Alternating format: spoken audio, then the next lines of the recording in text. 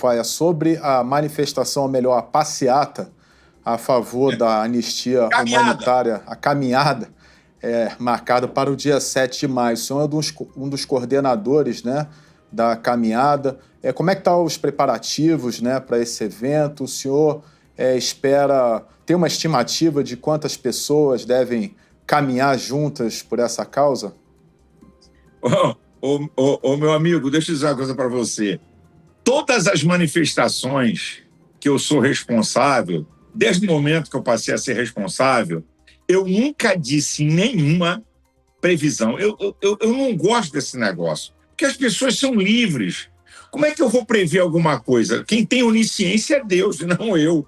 A capacidade de conhecer as coisas, conhecer antecipadamente. Então, eu não gosto. Eu só sei o seguinte, eu quero deixar bem claro aqui. É muito diferente uma manifestação que você tem que ter 30 a 40 dias para preparar, para ter uma multidão, pelo menos 50 a 100 mil pessoas, no mínimo, certo? Aí é uma manifestação de uma coisa produzida de maneira urgente, tá certo? Com uma semana em dia de trabalho. É muito diferente isso. Então, por isso que nós optamos por fazer uma caminhada. Se vai ter 1.000, 2.000, 3.000, 5.000, 10.000, eu não sei. Eu sei que vai ter gente, certo? Nós vamos filmar tudo, vamos liberar o sinal para quem quiser, com equipamento profissional. A Polícia Militar vai estar num aparato total, desde a Torre de TV de Brasília até lá o Congresso Nacional. Então, as pessoas podem ir. Agora, eu, sinceramente, honestamente, eu estaria sendo aqui falando besteira e não sendo honesto, dizer quantas pessoas vão estar. Não sei. Sei que é diferente você programar uma manifestação, como fizemos em São Paulo e no Rio de Janeiro, do que você fazer uma caminhada, como é a nossa proposta. E por que estamos fazendo isso? Porque só o Congresso Nacional, e mais ninguém, só o Congresso Nacional, deputados e senadores, tem a prerrogativa de anistia. Artigo 48 da Constituição, inciso 8. E estamos vendo uma tentativa de intromissão do STF que quer dar uma meia-sola para tentar salvar a sua honra desses absurdos dessas condenações. Então, o que eles querem? Não, vamos fazer uma lei para diminuir pena, libera alguns, outros vão para casa com tornozeleira e condena outros para justificar a farsa do pseudo-golpe. Por isso que é importante agora, na quarta-feira, 4 da tarde, e deixa eu dizer uma coisa, vai ser feito em dia claro, então vai de 4 às 5:30 da tarde. Você não pode chegar às 4, chega às 4:30, chega às 5, que você encontra no meio do caminho essa caminhada, essa é a nossa intenção, pela anistia, por essa covardia. Eu tenho dito, a esquerda cansou de fazer pior em Brasília, de quebrar Brasília, incluindo policiais e manifestantes feridos, 2006, 2014, 2017. Quantos policiais foram feridos dia 8? Nenhum. Quantas pessoas feridas? Nenhuma. Eu não estou aqui para proteger quem quebrou alguma coisa. Quem quebrou alguma coisa, meu amigo, é primeira instância. Dano ao patrimônio público, no máximo 1 ano e meio de cadeia. Golpe, farsa, conversa fiada de pura perseguição política. O senhor defende uma anistia ampla e restrita, não só para os condenados pelos atos do dia 8 de janeiro, mas também a cúpula política e militar que eventualmente possa vir a ser condenada num futuro próximo pelo STF? Se é uma farsa, então não tem culpado. Deixa eu lembrar uma coisa. Em 2023, de Portugal, o eminente ministro decano do Supremo Tribunal, Gilmar Mendes, declarou: não é golpe, não tem quem comandou. Isso aí é uma manifestação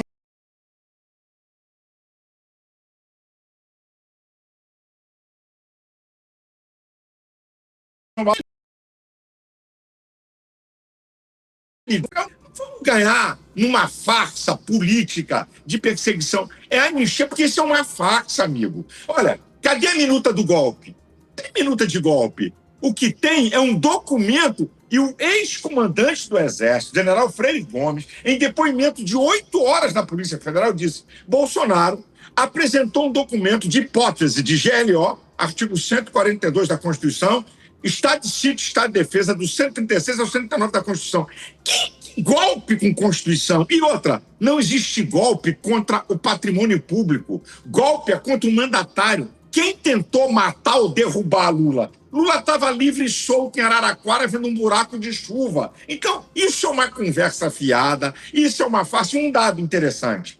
Entre os dias 2 e 8 de janeiro, a ABIN enviou mais de 30 alertas ao governo Lula dizendo que podia haver uma manifestação violenta. Nenhum alerta insinua que havia possibilidade de golpe. Então, gente, pegar dona de casa, idoso, aposentado, mãe de criança, como bode expiatório para uma farsa política, deixa eu dizer uma coisa aqui. Eu não sou candidato a nada, eu não tenho interesse político em nada, ok? Não tenho parente meu preso, mas, meu amigo, a injustiça é algo muito terrível. A injustiça é algo que clama aos céus. Então, eu não posso aceitar uma injustiça dessa grandeza. Então, nós estamos indo lá em Brasília para que a gente possa pressionar os deputados e os senadores, que são, na verdade, os senhores que podem dar anistia, ninguém mais. Não pertence à STF, não pertence ao Executivo. Repito,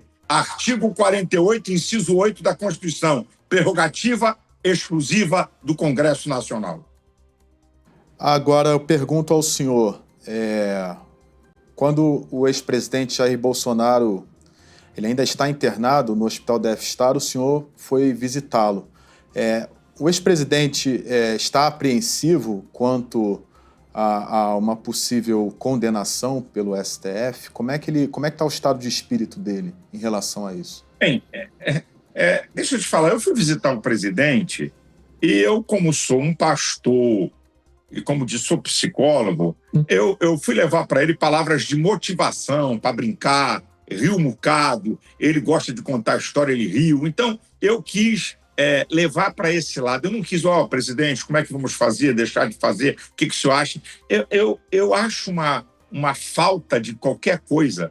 O camarada no CTI, e agora não está no CTI, mas estava no CTI, gente lá perturbar o cara com questão política, sabe? O que o senhor acha? Isso está acontecendo. Uma pessoa no estado dele, eu me lembro que quando eu fui, o cirurgião, o chefe, disse para mim, pastor, ele não pode nem estar dando entrevista nesse tempo agora, porque tem psicotrópicos violentos, tá? Que pode alterar o humor e alterar o raciocínio lógico dele, ele pode delirar. Então, é uma covardia o que tentaram fazer. Então, não ia ser eu que ia para lá para fazer perguntas políticas a Bolsonaro. Como eu não fiz nenhuma pergunta política, repito. Brinquei, sorri e deboche, eu conheço as histórias dele, ele conta as histórias, brincamos, mas eu não entrei nessa. Estou sendo honesto e sincero com todos vocês. Mas ele fez manifestação política, né, dentro do leito do hospital, quando ele fez uma live, né? Embora estivesse sob efeitos dos remédios, né? E o médico foi contra. Mas ele fez. Foi contra. Mas isso ele fez porque ele é um cara que... Quem vai controlar esse camarada? Então, ele fez e o médico falou contra. E se você observar, quando a oficial de justiça que o Alexandre de Moraes mandou, ele manda o médico calar a boca. É o jeito do cara. Quem diz que um paciente está bem ou mal não é o judiciário, nem eu, nem a imprensa, nem o paciente. É o médico. Mas ele contrariou o médico, e né, o médico pastor? foi contra isso. Mas ele contrariou o médico, né? O próprio ex-presidente contrariou o médico. Perfeitamente, você está coberto de razão. Claro que ele contrariou o médico. Lógico que ele contrariou o médico. Ele não era para fazer live nenhuma, ele não era para dar entrevista a ninguém lá. É claro que ele contrariou o médico.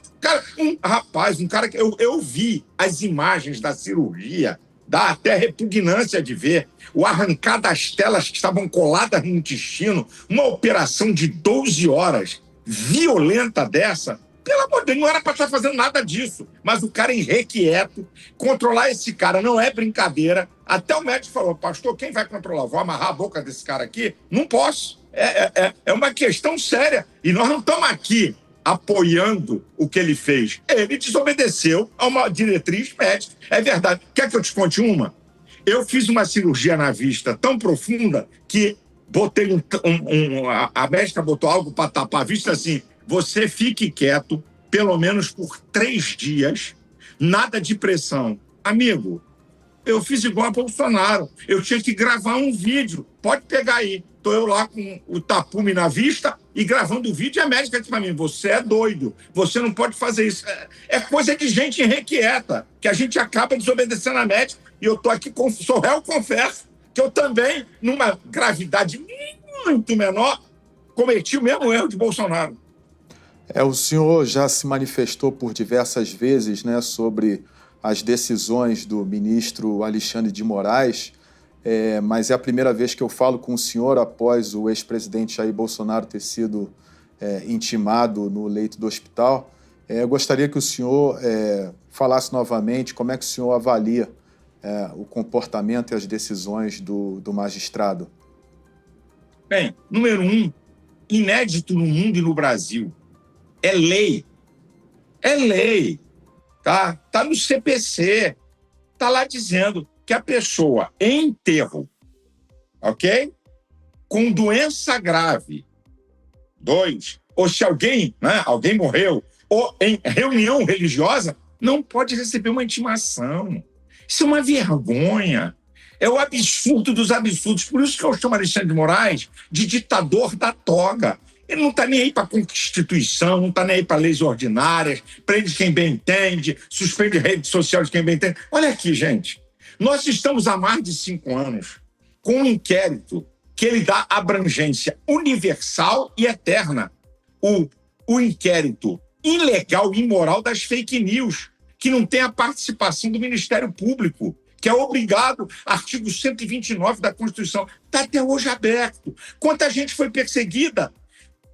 Meu amigo, povo que está assistindo aqui o Metrópolis, graças a Deus por esse veículo que é imparcial, sabe? Dou graças a Deus por isso. Então, olha só, parem para pensar, analisem. Só em estados de exceção que existe crime de opinião. O Estado democrático não tem crime de opinião. Tem gente exilada. Crime de opinião. Daniel Silveira perdeu o mandato e preso, crime de opinião. Alain, e bota aí uma fila de gente, Eustáquio, crime de opinião. Gente, isso não é democracia, isso é uma vergonha. Então, Alexandre de Moraes quer impor o que ele quer. Tem que ser o que ele quer. E o ministro Fux desmascarou a farsa dele. Quando ele, Zanin, o outro ministro que me deu aqui o branco, o comunista, né? E a outra ministra, quando eles deram 14 anos para Débora, o ministro Fux disse assim, não, negativo, não tem prova de golpe de Estado, não tem prova de associação armada, não tem prova de ação violenta contra o Estado Democrático, não. No máximo, 1 ano e meio. O que o Fux estava dizendo? 1 ano e meio é dano ao patrimônio. Então, essa mulher tem que ser liberada. E outra, dano ao patrimônio, repito, não é STF. Dano ao patrimônio é primeira instância. Então, como é que eu vou aceitar? Como é que eu não vou criticar essas ações? E agora eles querem fazer uma meia-sola. Preste atenção, amigo. O presidente do STF, domingo, uma entrevista de 1 página no Globo. Anistia é perdão. O que aconteceu no dia 8/1 é imperdoável. 3 dias depois, ele concorda e dá sinal verde para Alcolumbre e senadores fazerem uma lei para amenizar. Então, isso é uma farsa. Desculpa a expressão, batom na cueca. O próprio STF não considera que houve uma tentativa de golpe de Estado. Gente, isso é vergonhoso. É que esses caras têm proteção, sabe? Não é do Metrópolis, não. Mas tem proteção de uma imprensa oficial que protege eles. Sabe? Isso é uma vergonha. Isso é uma afronta à inteligência de qualquer brasileiro. Eu não vou me calar. Eu sei que eu posso sofrer retaliações, eu sei que eu posso sofrer maldade de todo tipo, mas, meu amigo, eu não vou me calar com tanta injustiça e imoralidade como essas que nós estamos assistindo. Agora, o senhor citou o caso do ex-deputado Daniel Silveira como crime de opinião. No caso, houve crime de difamação e calúnia, né? Porque não foi só opinião, ele também proferiu xingamentos, né, a ministros da Suprema Corte, né? Todo direito ele é limitado, né? O seu exercício ele é limitado por lei, né? existe sim a prerrogativa da liberdade de expressão, mas há limite do que se pode falar, né? A gente tem que responder por aquilo que a gente fala. O senhor já fez afirmações muito duras a respeito do ministro Alexandre de Moraes. O senhor não tem medo de retaliação ou de alguma ação judicial do ministro contra o senhor? Deixa eu te explicar. Não há limite para o que se fala. O que há é o seguinte: o que eu falar, eu posso responder por calúnia, injúria e difamação. Mas ninguém pode dizer para mim o limite da minha fala. Artigo 5º, inciso 4, é livre a manifestação do pensamento. Agora, se o meu pensamento injuriar, caluniar e difamar, já tem lei no Código Penal, meu amigo. Então, jamais Daniel Silveira podia perder o mandato e ser preso. Sabe por quê? Porque crime que está baseado em difamação, calúnia e injúria não vai para a cadeia. É pena alternativa. Ninguém vai para a cadeia ou paga com grana por calúnia, injúria e difamação. Ninguém vai para a cadeia por causa disso. É só você ver. Isso é o que eu estou falando. Qualquer advogado sabe, qualquer jurista sabe. Então, é mais uma prova de que você não pode falar. Não, eu posso falar o que quero. Agora, eu sou responsável. Se eu cometer excessos, tem já previsto no Código Penal calúnia, injúria e difamação. E até hoje, eu não cometi nenhuma dessas. Quando eu chamo o ministro de desgraçado, é porque ele perdeu a graça. Então, eu não estou cometendo nenhuma calúnia, injúria ou difamação. E quando eu digo que ele é um criminoso, eu mostro os artigos da Constituição que ele rasgou.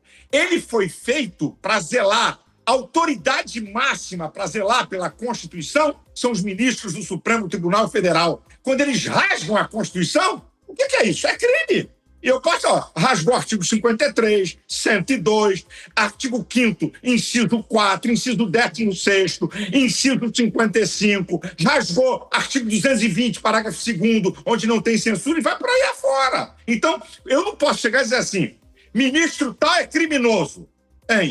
Tenho que provar. Como é que eu provo? É vendo o que eles fizeram com a lei. É o que eu fiz com o Alexandre de Moraes. Está aqui a lei. Se ele quiser retaliar, é simplesmente porque ele é um ditador, já fez isso com vários, eu vou ser mais um. Nada mais, nada menos do que isso que eu acabei de falar. Silas Malafaia, o senhor disse que não tem pretensões políticas no ponto de vista eleitoral, né, de concorrer a cargos eletivos. Eu faço aqui a pergunta, reforço, embora o senhor já tenha afirmado, o ex-presidente Jair Bolsonaro, no momento, está inelegível por uma decisão do Tribunal Superior Eleitoral. O senhor não cogita se candidatar à presidência da República em 2026? Quem sou eu, amigo?